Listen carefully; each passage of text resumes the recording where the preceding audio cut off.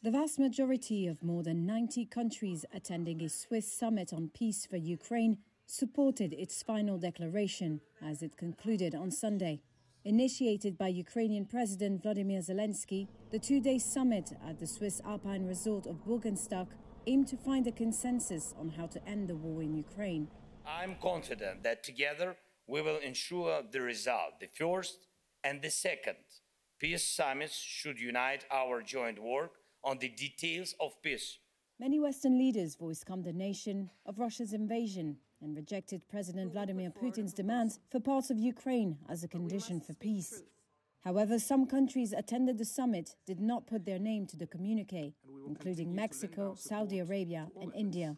There was no clarity on whether future talks would involve Russia. Swiss President Viola Amherd. A lasting solution must involve both parties.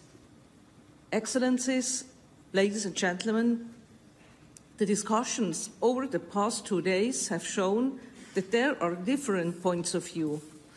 All the more important is our understanding that the path towards peace in Ukraine must be pursued on the basis of international law and, in particular, the United Nations Charter.